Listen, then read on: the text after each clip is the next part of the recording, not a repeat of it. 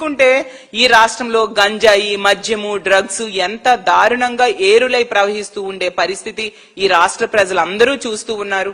ఈ రోజు రోజుకి 3-4 మంది మహిళల మీద హత్యలు, అత్యాచారాలు జరుగుతున్నాయి.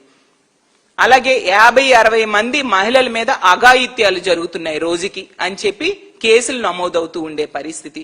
మరి మహిళలకి రక్షణకి మీరేమి పాటుపడ్డారు? గతంలో ఉన్న దిశ వ్యవస్థని గాలి కొదిలేసిన పరిస్థితి చూసాం.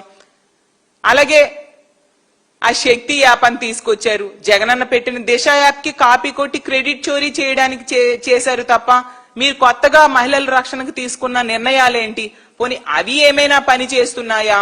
ఈ ఎమర్జెన్సీ కాల్ సెంటర్ నెంబర్స్ ఏమైనా పని చేస్తున్నాయి అంటే మొన్ననే చూసాం, అమిత్ షా గారు లేఖ రాశారు చంద్రబాబు నాయుడు గారికి.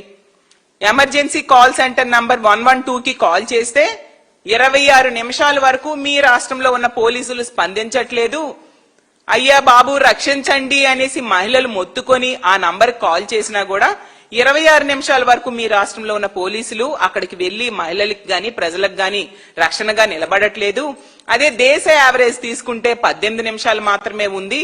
అది ఇప్పటికైనా బుద్ధి తెచ్చుకొని పోలీసులు రెడ్ బుక్ రాజ్యాంగం అమలు కోసం కాకుండా మహిళల రక్షణకి ప్రజల రక్షణకి ఉపయోగించండి అని చెప్పి గడ్డి పెడుతూ ఒక లేఖ రాయడం జరిగింది.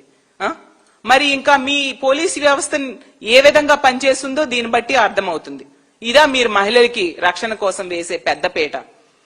అలాగే తీసుకుంటే ఈ రాష్ట్రంలో పోలీస్ వ్యవస్థ పనితీరు గురించి కేంద్ర హోంశాఖ నివేదిక ఏం చెప్పింది? ఈ రాష్ట్రంలో ఉన్న రాష్ట్రాలు, కేంద్ర పాలిత ప్రాంతాల గురించి దాని మీద నివేదిక విడుదల చేస్తే చిట్ట చివరి ర్యాంక్ 36వ స్థానం ఈ రాష్ట్రంలో ఉన్న పోలీసుల పనితీరుకి ఇవ్వడం జరిగింది కేంద్ర హోంశాఖ నివేదికలో. ఎంత దారుణం అంటే ఈ రాష్ట్రంలో పోలీసుల్ని ఎంతసేపు రెడ్ బుక్ రాజ్యాంగం అమలుకి ఉపయోగిస్తూ ఉన్నారు తప్ప చట్టాల అమలుకి, బిఎన్ఎస్ చట్టాల అమలుకి ఉపయోగించట్లేదు అనేది ఈ నివేదిక ద్వారా స్పష్టమైంది. అలాగే వాళ్ళ కలెక్టర్స్ కాన్ఫరెన్స్ లో చంద్రబాబు నాయుడు గారే చెప్తూ ఉన్నారు, పోలీసు వ్యవస్థ గురించి తీసుకుంటే డీ ఫంక్షనింగ్ అనేసి సర్వేలో వచ్చింది. ఈ రాష్ట్ర ప్రజలు డీ ఫంక్షనింగ్, అది అసలు పని చేయట్లేదు అని చెప్పి మొహాన్ని ఉమ్మేశారు. మీరే చెప్తున్నారు, మళ్ళీ మహిళల రక్షణకి మీరేమి పెద్దపీట వేశారు?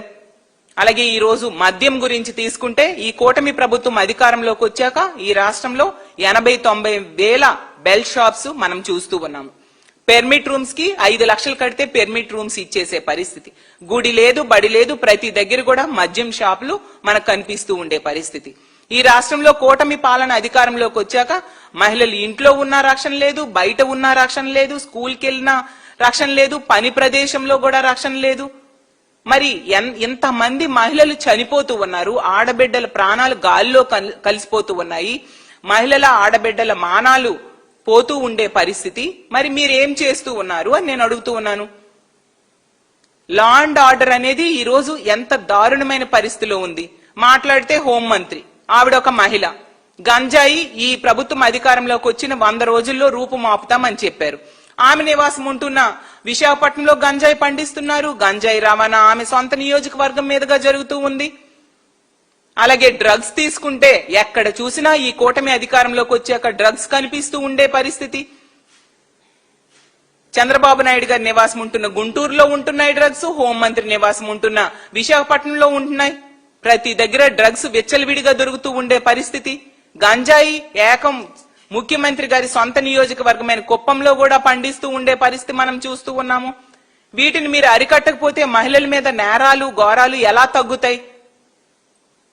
అందుకనే ఈ రోజు తీసుకుంటే క్రైమ్ ఎగ్నిస్ట్ ఉమెన్ తీసుకుంటే ముఖ్యమంత్రిగా చంద్రబాబు నాయుడు గారు నివాసం ఉంటున్న గుంటూరు జిల్లాలో 11% పెరిగింది 20 నెలల్లో.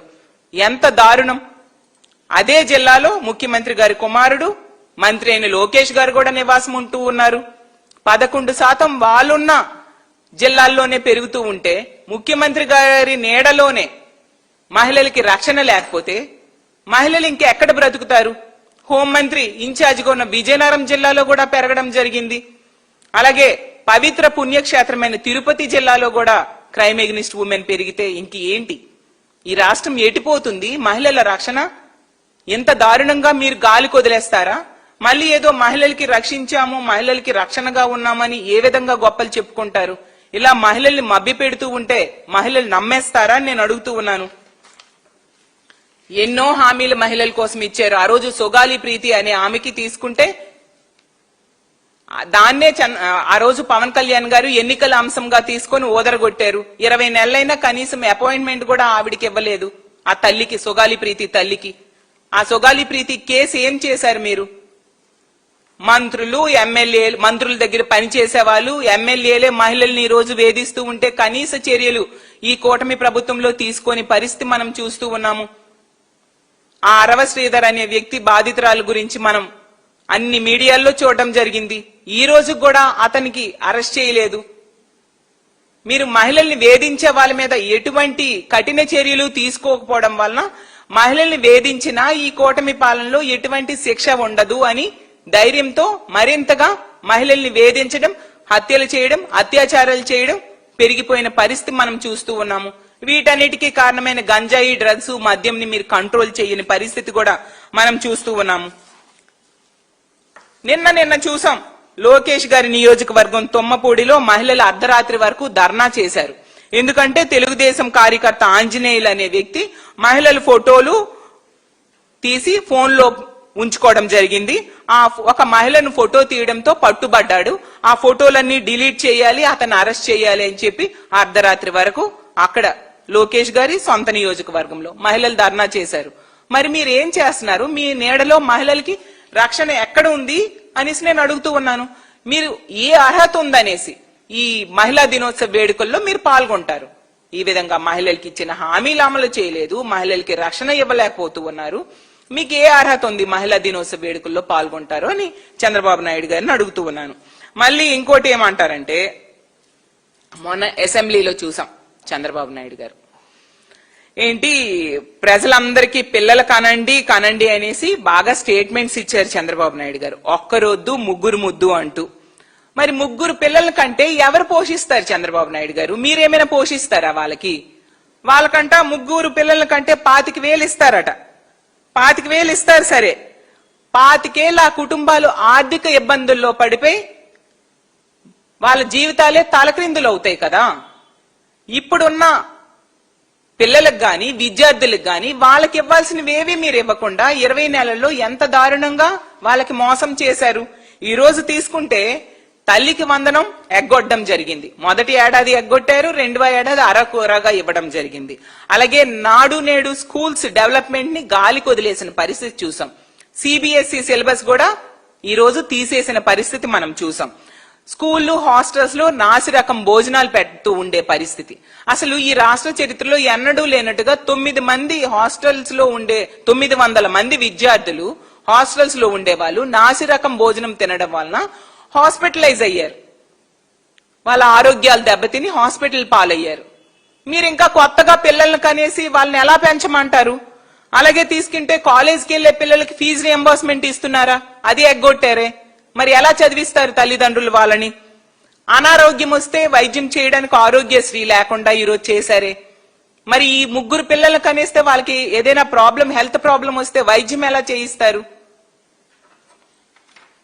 మరి ఏ మొహం పెట్టుకొని వాళ్ళకి ముగ్గురిని కనండి అని చెప్తూ ఉన్నారు. ఏమంటే నేను విజనరీ, ఇంకొక 20 ఏళ్ళు తరువాత కూడా ఏం జరుగుతుందో నాకు తెలిసిపోతుంది, అందుకే నేను విజనరీగా ఉండి అన్ని ఆలోచించి ముందే చెప్పేస్తాను అని చెప్పారు. మరి 20 ఏళ్ల క్రితము మీరేం చెప్పారు? ముగ్గురు పిల్లలు, 2 పిల్లలు వద్దు, 1 పిల్ల లేదా 2 పిల్లలు చాలు అని చెప్పిన పరిస్థితి మనం చూసాం. అంటే దీన్ని బట్టి ఏమర్థమవుతుంది? 20 ఏళ్ల క్రితం మీరు చెప్పిన మాట ఈ రోజు మళ్ళీ మీరే మార్చి రివర్స్ లో చెప్తూ ఉన్నారు. దాన్ని బట్టి ఈ రాష్ట్ర ప్రజలకు అర్థమైంది మీరు విజనరీ కాదు, పాయిజనరీ అనే విషయం. మరి ఈ రాష్ట్ర ప్రజలకి, పేద ప్రజలకు చెప్తూ ఉన్నారు ముగ్గురేసి పిల్లలను కనమని. మరి లక్షల కోట్ల ఆస్తులున్న మీరెందుకు 1 పిల్లాడిని కన్నారు? మీ కుమారుడు ఎందుకు 1 పిల్లాడిని కన్నాడు అని నేను అడుగుతూ ఉన్నాను. 3 జనరేషన్స్ ని, ఈ రాష్ట్రంలో ఉన్న 3 జనరేషన్స్ ని మీరు చీట్ చేసి ముఖ్యమంత్రి అయ్యారు. మనం చూస్తే ఈయన అబద్ధాలు, డ్రామాలు, గోబెల్స్ ప్రచారం ఈ జనరేషన్స్ లో ఎవ్వరూ నమ్మట్లేదు. ఎందుకంటే గత 3 సార్లు ముఖ్యమంత్రి అయినప్పుడు ఇచ్చిన ఏ ఒక్క హామీ కూడా అమలు చేయలేదు. మొన్న ఎన్నికల టైంలో తప్పైపోయింది, గత 3 సార్లు కూడా ఇచ్చిన హామీలు అమలు చేయలేకపోయాను, ఈసారి మాత్రం ఖచ్చితంగా అమలు చేస్తానని నమ్మించి ఓట్లు వేయించుకొని ఈసారి కూడా అమలు చేయని పరిస్థితి. కాబట్టి ఈ జనరేషన్ ఎవ్వరూ కూడా మీ అబద్ధాలు నమ్మని పరిస్థితి. కాబట్టి కొత్త జనరేషన్ కి నమ్మించడానికి, వాళ్ళతో ఓట్లు వేయించడానికి ఈ విధంగా 3 పిల్లల్ని కనమని మీరు చెప్తున్నట్టుగా ఉంది. మీరు 3 జనరేషన్స్ ని చీట్ చేసిన ముఖ్యమంత్రిగా అయ్యారు ఈరోజు. కాబట్టి ఇంత దారుణంగా మహిళల్ని మోసం చేసిన ముఖ్యమంత్రిగా ఈ రోజు నిలిచిపోయారు.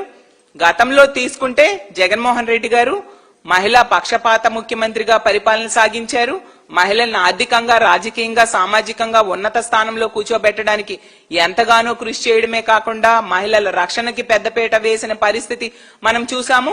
కడుపులో ఉన్న బిడ్డ నుంచి పండు ముసలి వాళ్ళ వరకు కూడా మహిళలకి ఎంతగానో ఆదుకున్న పరిస్థితి మనం చూసాము. ఏ సంక్షేమ పథకం ప్రవేశపెట్టినా అది మహిళల పేరున జగనన్న ఆ రోజు ప్రవేశపెట్టేవారు. అలాగే ఎన్నో రాజకీయ పదవుల్లో మహిళల్ని కూర్చోబెట్టడం జరిగింది. రాజ్యాంగం ఇచ్చిన అవకాశాల కంటే జగనన్న రాజనీతి వలన మహిళలకి ఎన్నో ఎక్కువ అవకాశాలు ఆ రోజు ఇవ్వడం జరిగింది. ఈ రోజు తీసుకుంటే మహిళల్ని నెట్ట నిలువుగా మోసం చేసిన పరిపాలన మనం చూస్తూ ఉన్నాము. కాబట్టి ఎప్పటికైనా ఇచ్చిన హామీలు అమలు చేసి అప్పుడు మహిళా దినోత్సవ వేడుకల్లో పాల్గొనండి. అలాగే మహిళలకి రక్షణ కల్పించి అప్పుడు మహిళా దినోత్సవ వేడుకల్లో పాల్గొనండి చంద్రబాబు నాయుడు గారు. అంతవరకు ఈ మహిళా దినోత్సవ వేడుకల్లో పాల్గొనే అర్హత మీకు లేదు అని తెలియజేసుకుంటూ సెలవు తీసుకుంటున్నా. Thank you.